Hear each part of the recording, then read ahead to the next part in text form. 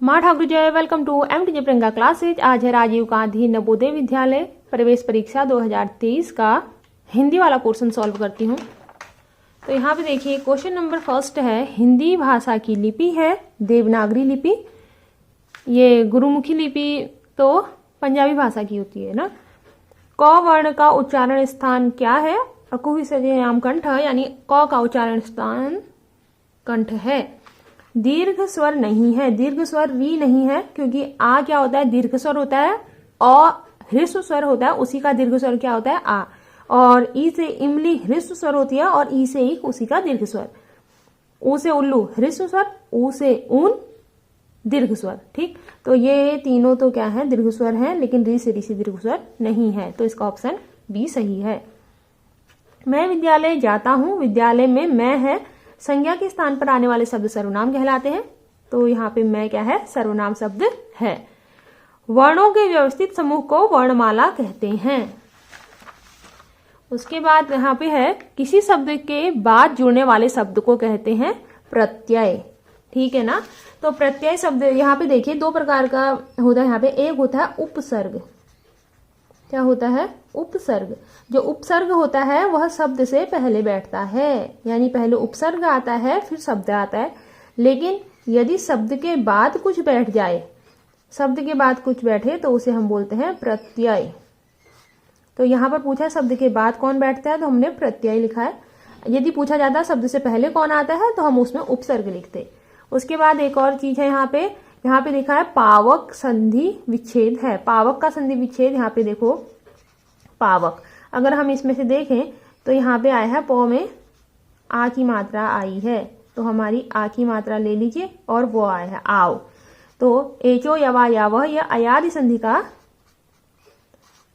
संधि का सूचक होता है। आओ, एचो यवा यावह। ठीक है ना। तो हमारा यहाँ पे देखिए जब अयादि संधि होगी तो आओ कौन सी कंडीशन में आता है?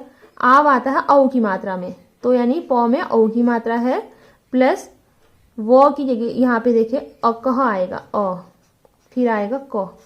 तो पौधन अक पावक, पौधन अक पावक। इसके मैंने वीडियो भी बनाए हैं, तो संधि वाला वीडियो भी देख सकते हैं आप अगर कंफ्यूजन है तो। यहाँ पे देखिए निम्न में से शुद्ध शब्द है ज्योत्सना, ये शुद्ध रूप है इसका। ठीक है। कारण है पाप का लोभ, इसमें है लोभ पाप का कारण है, ये वाला सही है। अर्ध विराम लिखा जाता है इस तरीके से। तो यहाँ पे अलग अलग विराम है।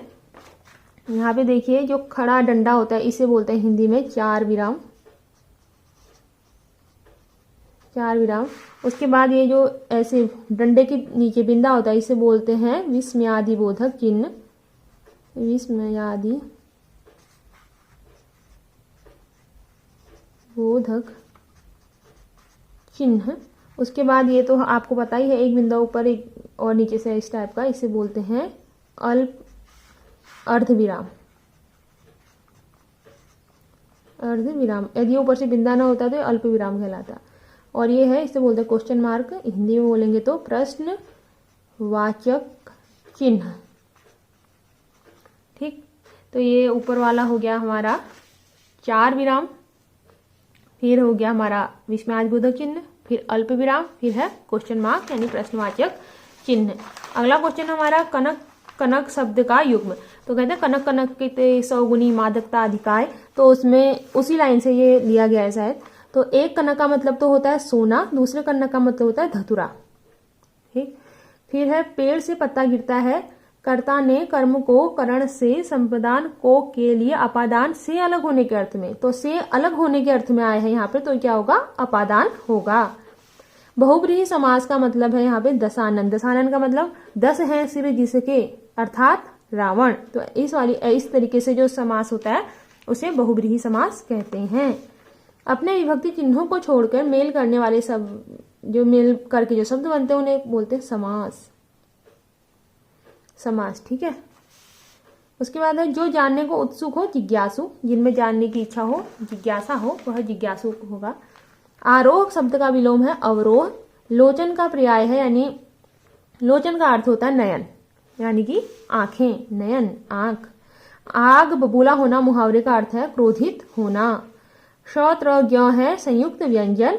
सम्राट शब्द का स्त्रीलिंग शब्द है साम्राज्ञी, साम्राज्ञी, साम्राज्य की साम्राज्ञी। कहीं कहीं पे सम्राज्ञी भी देखने को मिल रहा है, लेकिन मैं जहाँ तक ख्याल है साम्राज्ञी ही होगा इसका। सरस्वती पूजा कब होती है, यहाँ पे इसको में जो पूछा गया है इसके हिसाब से यहाँ पे लिखा है बसंत पंचमी, तो ये बसंत पंचमी को होती है। विद्या और ज्ञान की देवी है, विद्या और ज्ञान की देवी यहाँ पे दिया गया है, विद्या ज्ञान की देवी माँ सरस्वती हैं। वैसे तो काफ़ी इजी है, ये बिना पैरा पढ़े भी आई जा रहा है। हंस प्रतीक है सत्य निर्णय का, यहाँ पे लिखा है सत्य निर्णय का प्रतीक हंस है। उसके बाद जीवन को माधुर्य बनाने के लिए ज्ञान के साथ संगीत की भी आवश्यकता होती है। यहाँ पे देखिए, यहाँ पे लिखा है हाँ, संगीत जीवन को मधुर और सरस बनाता है। किनसे अच्छे विचार और ज्ञान की प्राप्ति करनी चाहिए, माँ सरस्वती से। यहाँ पे देखिए माँ सरस्वती के बारे में दिया है। तो ये हमारा हिंदी वाला पोर्शन पूरा हुआ।